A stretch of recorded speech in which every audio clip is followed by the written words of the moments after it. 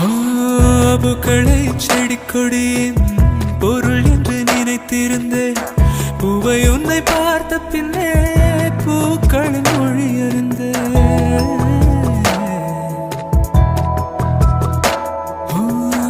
தலையணை என்பதெல்லாம் தலைக்கென்று நினைத்திருந்தேன்.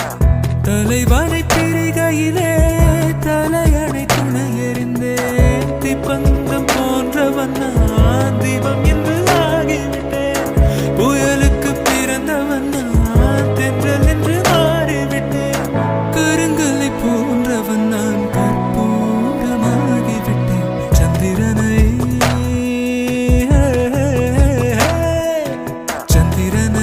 தொட்டது யாரா ஸ்ட்ராங்கா அடியான் ஸ்ட்ராங்கா.